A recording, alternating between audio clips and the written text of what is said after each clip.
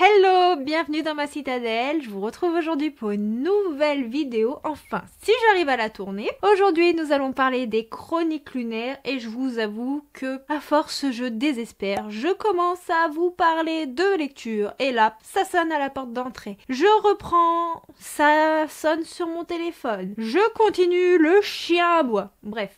J'ai l'impression que je vais pas m'en sortir, mais bon. On va essayer quand même, tant bien que mal, de parler de cette super saga que j'avais peur de commencer et qui pourtant a été un vrai régal à la lecture.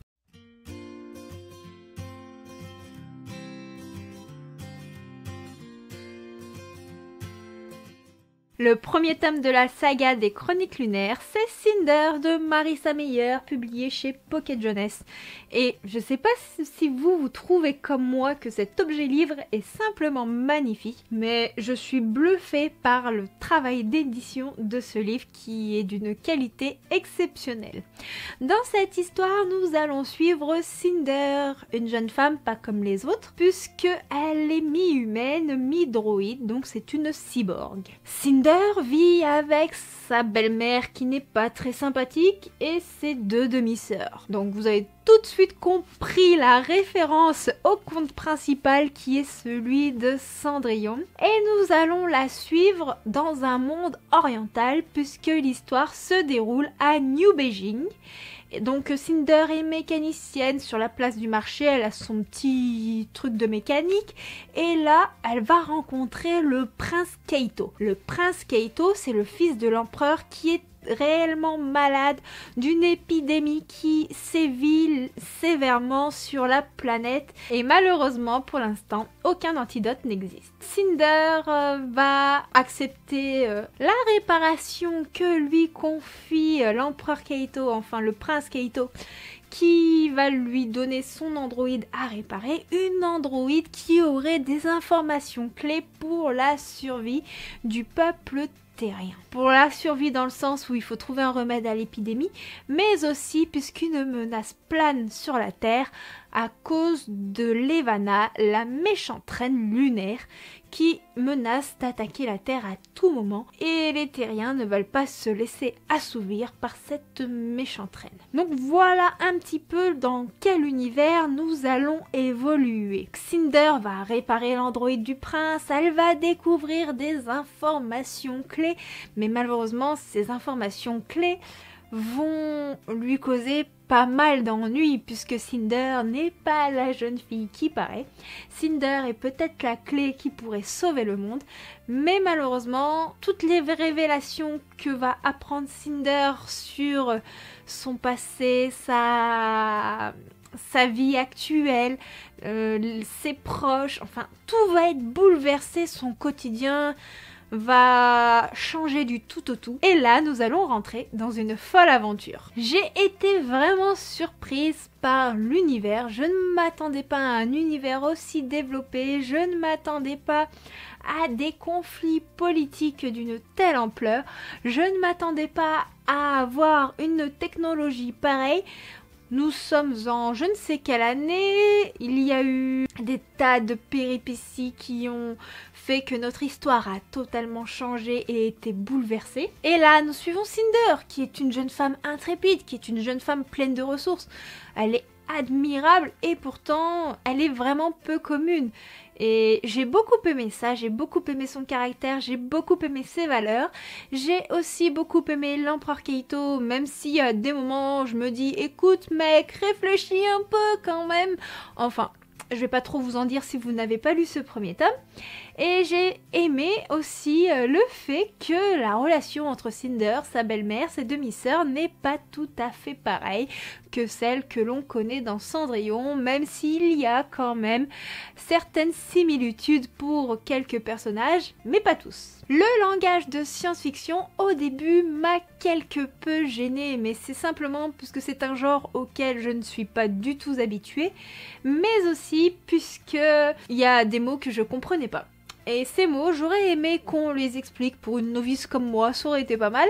Mais après quelques explications, quelques recherches, je me suis complètement laissée emporter dans ce récit et cela a été une très belle découverte. Après avoir été laissée sur les chapeaux de roue une fin du tonnerre, je n'ai pu qu'enchaîner avec le second tome. Je vous parle bien entendu de Scarlett, toujours de Marissa Meyer, publié chez PKJ. Alors Scarlett, si vous regardez bien la couverture, vous comprendrez que c'est le conte qui se rapporte au petit chapeau rond rouge. Dans cette histoire, nous allons suivre Scarlett. Scarlett qui est à la recherche de sa grand-mère qui est disparue. Scarlett pour qui sa grand-mère est vraiment l'essence même de sa vie. Mais la grand-mère de Scarlett cache un secret qui pourrait bien affecter tout le futur et peut-être permettre de sauver le monde. Je vous explique un peu plus. Dans Scarlett, nous continuons de suivre Cinder. Nous sommes toujours scotchés par les révélations que l'on a eues, même si on peut se douter de certaines. Et en parallèle, nous avons quand même des scènes du point de vue de l'empereur Keito. Et nous avons du coup l'histoire de Scarlett qui va rencontrer un homme peu classique avec une attitude assez animalière.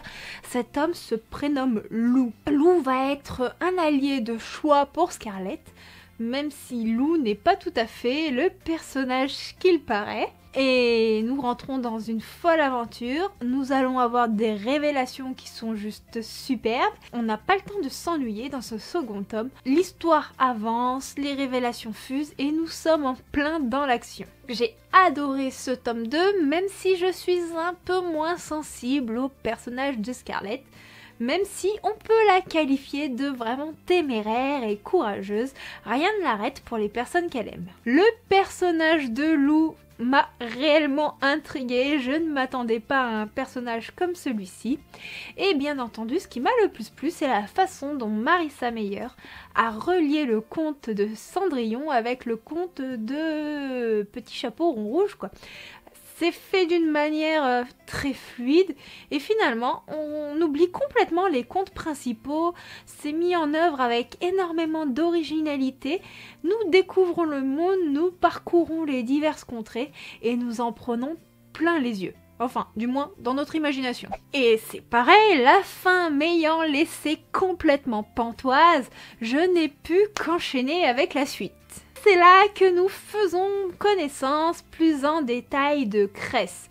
Pourquoi je dis plus ample connaissance? Puisque Cress, on ne sait pas vraiment qui elle est, mais nous avons un aperçu de sa vie dans le tome 1 et dans le tome 2, même si cela est très très subtil. Cress, c'est le personnage qui se rapporterait au personnage de Réponse. C'est une jeune fille qui est enfermée dans un satellite, seule avec sa technologie, puisque c'est une hackeuse de génie qui a été mise de force au service de la reine Levana. Cress, elle a des valeurs belles, c'est une jeune fille rêveuse qui rêve du monde, qui rêve de l'amour, mais qui est aussi très influençable du fait du peu de choses qu'elle connaît par rapport aux personnes, et qui est très sensible, qui ne connaît pas vraiment le contact humain. C'est un personnage vraiment touchant, et c'est aussi peut-être le personnage chez qui on voit le plus d'évolution dans la saga, puisque au début c'est un animal blessé qui a peur, si vous voulez, et quand on la voit progresser, on la voit vraiment prendre le taureau par les cornes et c'est juste sublime. Elle est d'une bonté, d'une gentillesse et on peut que l'apprécier. Nous allons également suivre les personnages du coup de Cinder qui sont en lien avec le personnage de Cress et qui ont une mission très importante pour pouvoir continuer de sauver le monde. Du moins sauver le monde en semant pas mal de pagaille. Dans ce tome, ce que j'ai apprécié, c'est que on découvre vraiment la vie sur la Lune. Enfin, la vie, pas vraiment, mais on apprend vraiment énormément d'informations sur les lunaires, sur leur façon de vivre, sur la politique, même si cela est encore très faible par rapport au tome 4 qui va suivre. Et du coup, nous avons énormément de révélations alléchantes. Alors, dans ce tome, nous avons énormément d'actions au début et à la fin, mais le milieu est composé quand même de quelques longueurs qui m'ont quelque peu dérangé, mais qui sont vraiment essentielles à la mise en œuvre de l'histoire, aux explications et qui permettent d'approfondir toutes les révélations que nous avons dans les tomes précédents.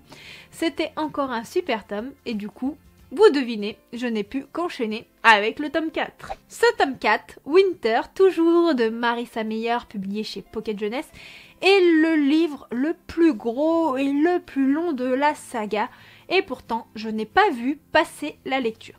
Le seul reproche que je ferai à ce livre, c'est que si les autres livres sont d'une qualité superbe, le papier est assez épais, là nous avons un papier d'une qualité poche pour qu'il paraisse moins gros, mais il fait un petit peu plus de 900 pages. Winter, c'est la belle-fille de la reine Levana.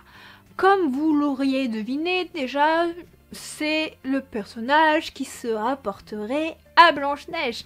Et la reine Levana vit très mal le fait que sa belle-fille soit plus jolie qu'elle et soit beaucoup plus appréciée qu'elle.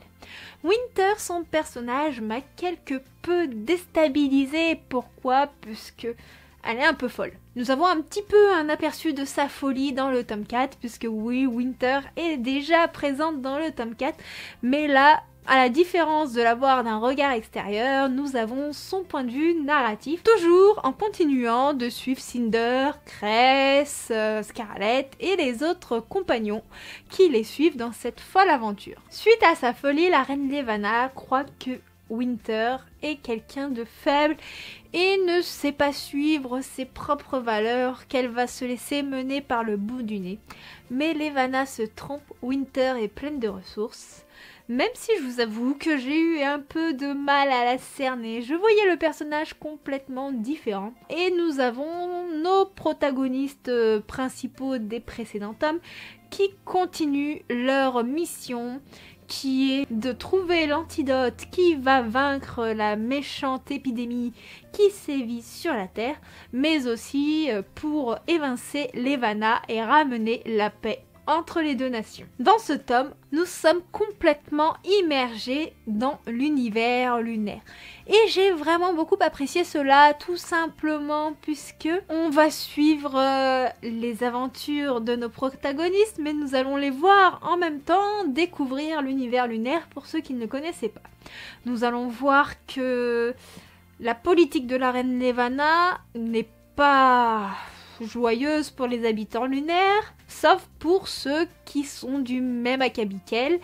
Et malheureusement, on jugeait le peuple lunaire, on le jugeait de telle manière à ce qu'il soit vraiment mal vu sur la Terre. On se rend compte que beaucoup de personnes de ce peuple-là ont des valeurs que des terriens ont également. Et finalement, ils sont beaucoup plus proches qu'on le pense et ils ont une vie assez malheureuse. On se rend compte de la terrible vie que ces lunaires ont. Levana croit que seule sa politique peut arranger les choses, mais Levana a un point de vue qui est complètement biaisé par sa personnalité. C'est vraiment dommage. Et dans ce tome, nous allons de révélation en révélation, puisque les révélations, elles sont juste waouh. Nous avons énormément de péripéties. Tous les personnages ont une importance incroyable et nous avons énormément de révélations qui les concernent dans le sens où on se posait des questions sur le vécu de chacun d'eux et on en apprend beaucoup plus.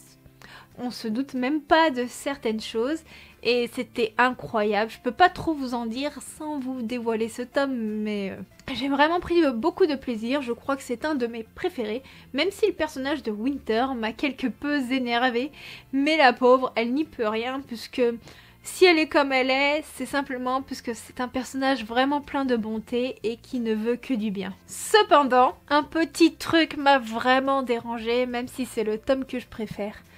Ce petit truc, c'est la fin. La fin nous laisse pantoise. La fin aurait pu facilement faire une centaine de pages de plus à mon goût. Après en avoir discuté avec quelques-uns sur Instagram, je vois que je suis pas la seule à le penser. Ça me rassure un peu, donc n'hésitez pas vous à me dire dans les commentaires si vous avez lu ce tome, si vous pensez comme moi ou si vous pensez tout autrement. Comme ça, ça permettra d'en discuter, ce sera très intéressant. Et en fait, cette fin, elle m'a dérangée puisque il se passe plein de choses. Dans ces choses qui se passent, bah bien entendu ça a un impact sur le peuple de la Terre, sur les protagonistes qui sont dans le livre, sur le peuple lunaire aussi. Et j'aurais aimé avoir genre quelques années plus tard pour voir comment le climat politique a évolué, pour voir comment les personnages ont évolué en fonction de ce qu'on apprend à la fin. Et malheureusement, bah ça, il n'y a que notre imagination qui peut essayer de trouver comment ça se déroule à présent. Et comme le climat politique, la vie du peuple, la vie des protagonistes, les relations terriennes et lunaires m'intriguaient vraiment beaucoup et on en apprenait vraiment beaucoup sur ces éléments dans l'histoire, j'aurais espéré que bah on voie l'évolution, au moins un petit aperçu de cette évolution dans la fin de ce tome. Voilà. Et si vous êtes curieux, si vous voulez en savoir plus sur les chroniques lunaires et mieux comprendre le comportement de la méchante reine Levana, nous avons un court préquel qui fait 200 pages qui se concentre sur sa vie avant les chroniques lunaires. Pourquoi je vous en parle en dernier alors que c'est un préquel? C'est puisque ce préquel est assez spoilant sur les tomes. L'idéal, c'est de le lire entre le tome 3 et le tome 4. Moi, j'ai préféré le lire à la fin des 4 premiers tomes pour être sûr de ne pas me spoiler. Dans ce tome, auprès de Levana, nous apprenons le pourquoi du comment elle est comme elle est aujourd'hui. Mais nous apprenons également à connaître quelques-uns de ses ancêtres, sa sœur. Nous avons un aperçu de sa mère et on voit que le climat dans lequel elle évolue n'est pas forcément favorable et que c'est un climat qui renforce le manque d'amour. Et Levana, on en a un aperçu dans les chroniques lunaires, c'est un personnage qui est à la recherche de l'amour, c'est un personnage qui ne sait pas aimer et qui ne comprend pas ce que aimer veut dire. Malheureusement, elle s'y prend vraiment de la plus mauvaise des façons. Dans ce tome, on a pitié d'elle tout en la détestant. Moi, je l'ai comprise, mais même si je comprenais ses sentiments, je ne comprenais pas ses actions. Elle pense faire bien, elle pense vraiment faire le mieux qu'une souveraine puisse faire. Et pourtant, comme vous le savez, si vous avez lu les tomes précédents, ce n'est pas le cas. Donc voilà, je vais pas trop vous spoiler non plus, mais c'était un tome très intéressant qui nous éclaire vraiment sur la méchante reine. Et du coup, il n'est pas vraiment essentiel de le lire, mais si vous êtes curieux sur ce personnage, je peux vous le conseiller. Donc voilà, comme vous avez pu le voir, j'ai enfin terminé les chroniques lunaires. Cette saga était vraiment très intéressante, très enrichissante. Elle m'a permis de découvrir un nouvel univers. Je l'ai trouvé vraiment très original. J'ai trouvé que les contes étaient vraiment bien reliés entre eux et ça c'est super.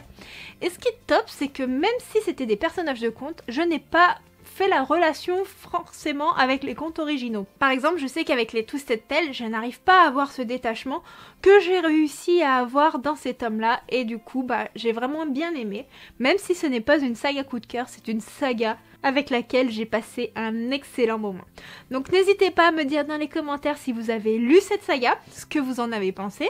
N'hésitez pas non plus à me parler de d'autres sagas du même style qui pourraient peut-être me plaire, je ne sais pas. Moi je vous souhaite de très bonnes lectures, je vous attends en commentaire et je vous dis à bientôt. Ciao ciao!